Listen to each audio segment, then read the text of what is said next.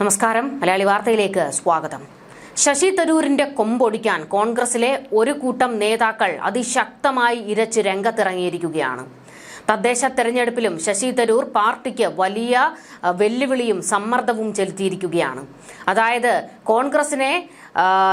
കോൺഗ്രസ് നേതാക്കളെ തള്ളിപ്പറയുന്ന തരത്തിലുള്ള ചില പ്രസ്താവനകളാണ് ശശി തരൂരിൽ നിന്ന് ഉണ്ടാകുന്നത്. ശശി തരൂരിന് ചോറിവിടെയും കൂറ് മോദിയുടെ അടുത്തുമാണ് എന്നുള്ള തരത്തിലേക്ക് അതിരുവിട്ടു പോകുന്ന തരത്തിൽ വിമർശനം ഉന്നയിച്ചുകൊണ്ട് ചില കോൺഗ്രസ് നേതാക്കൾ രംഗത്ത് വന്നിരുന്നു.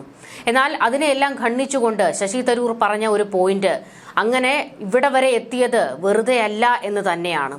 അതായത് ഇവിടെ വരെ എത്തുന്നതിന് വേണ്ടി ഒരു MP ആണ് താൻ, ആ കസേരയിലേക്ക് എത്തുന്നതിന് താനും കുറെ പണിപ്പെട്ടിട്ടുണ്ട് എന്നാണ് ശശി തരൂർ കോൺഗ്രസ് നേതാക്കളുടെ മുഖത്തടിച്ച പോലെ പറയുന്നത്. ജനപിന്തുണയുള്ളത് കൊണ്ടാണ് താൻ MP കസേരയിൽ എത്തിയതെന്നും അത് മറക്കണ്ട എന്നുകൂടി കോൺഗ്രസ് നേതാക്കളെ ഓർമ്മിപ്പിക്കുകയാണ് ശശി തരൂർ. എന്നാൽ കോൺഗ്രസിന്റെ സൈബർ ഗ്രൂപ്പുകളെല്ലാം ശശി തരൂരിനെതിരെ തിരിഞ്ഞിരിക്കുകയാണ്. തനിക്ക് ഉളുപ്പില്ലേ പാർട്ടിയെ ഇങ്ങനെ വീണ്ടും വീണ്ടും പ്രതിസന്ധിയിലാക്കാൻ, ഇറങ്ങിപ്പോയിക്കൂടെ എന്നാണ് അവർ മുറവിളി കൂട്ടുന്നത്. ഒരു രക്തസാക്ഷി പരിവേഷത്തോടെ പുറത്തു പോകാനാണ് ശശി തരൂർ കുറച്ചു കാലമായി ശ്രമിക്കുന്നത്. അതിനുവേണ്ടി ലേഖനങ്ങളും വിമർശന പോസ്റ്റുകളും എല്ലാം ഇട്ടെങ്കിലും അതിനെയെല്ലാം പാടെ അവഗണിക്കുന്ന സമീപനമാണ് കോൺഗ്രസ് ഹൈക്കമാൻഡ് സ്വീകരിച്ചത്. തരൂരിനെ പുറത്താക്കി എളുപ്പത്തിൽ BJP വഴിയിൽ പോകേണ്ട എന്നതാണ് നേതൃത്വത്തിന്റെ നിലപാട്.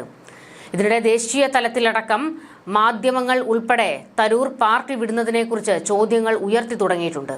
എന്നാൽ ഇത്തരം ചോദ്യങ്ങൾക്ക് നോ പറയാതെയാണ് തരൂരിന്റെയും പ്രതികരണം.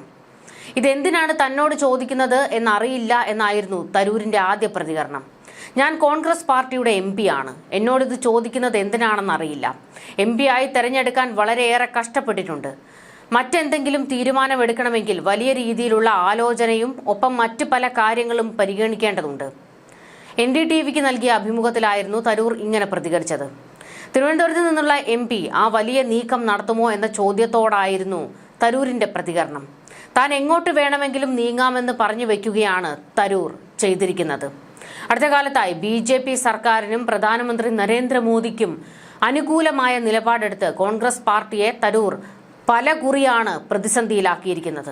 റഷ്യൻ പ്രസിഡന്റ് വ്ളാഡിമിർ പുടിന് രാഷ്ട്രപതി ഭവനിൽ ഒരുക്കിയ ഔദ്യോഗിക അത്താഴ വിരുന്നിലേക്ക് കോൺഗ്രസ് പാർട്ടിയിൽ നിന്നും തരൂരിന് മാത്രം ക്ഷണം ലഭിച്ചത് വലിയ രീതിയിൽ ചർച്ചയാകുകയും ചെയ്തിരുന്നു. മുതിർന്ന കോൺഗ്രസ് നേതാക്കളും ലോക്സഭ, രാജ്യസഭ പ്രതിപക്ഷ നേതാക്കളുമായ രാഹുൽ ഗാന്ധി, മല്ലികാർജുൻ ഖാർഗെ തുടങ്ങിയവരെ പോലും ക്ഷണിക്കാത്ത ചടങ്ങിലേക്കായിരുന്നു തിരുവനന്തപുരം MPക്ക് മാത്രം ക്ഷണം ലഭിച്ചത്. പാർട്ടിയുടെ നിലപാടും എതിർപ്പും മറികടന്ന് തരൂർ അത്താഴ വിരുന്നിൽ പങ്കെടുക്കുകയും ചെയ്തിരുന്നു. ഇതിനെതിരെ കോൺഗ്രസ് വൃത്തങ്ങൾ വലിയ വിമർശനവുമായി രംഗത്ത് വരികയും ചെയ്തു. ഈ സാഹചര്യത്തിലാണ് തരൂർ തന്റെ നിലപാട് വ്യക്തമാക്കിയിരിക്കുന്നത്.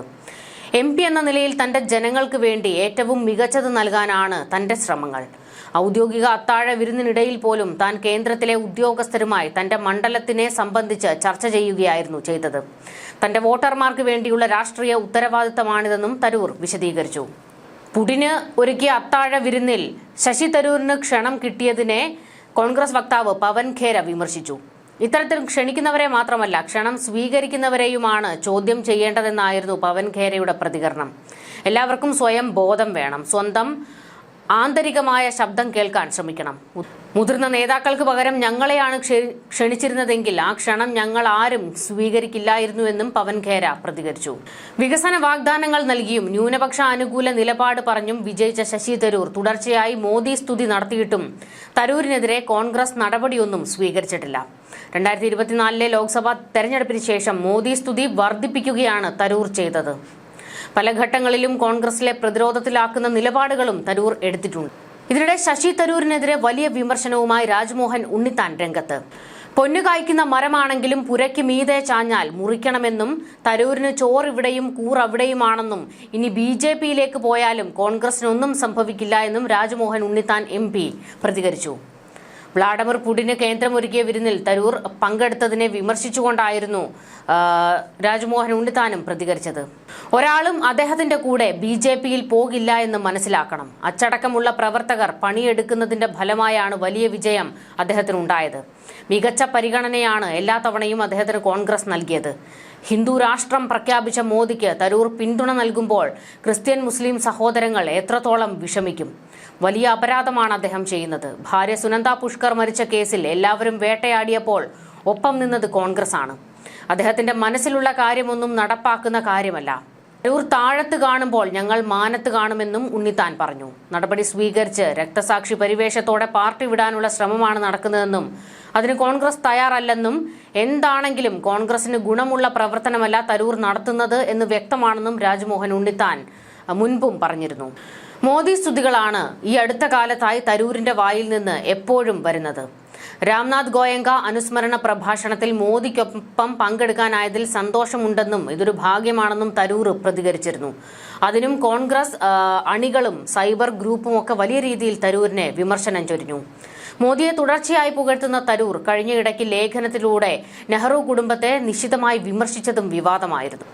എന്തായാലും തരൂര് പാർട്ടി വിടുകയാണോ, മോദി ചൂണ്ടിയെടുക്കുകയാണോ, പല ചോദ്യങ്ങളാണ് ഉയർന്നുകൊണ്ടിരിക്കുന്നത്. എങ്കിലും ശശി തരൂരിനെ അതിശക്തമായി വിമർശിക്കുകയാണ് കേന്ദ്രത്തിലെയും കേരളത്തിലെയും കോൺഗ്രസ്. അതിനോടൊപ്പം തന്നെ വലിയ സൈബർ ആക്രമണവും ശശി തരൂരിന് നേരെ നടക്കുകയാണ്.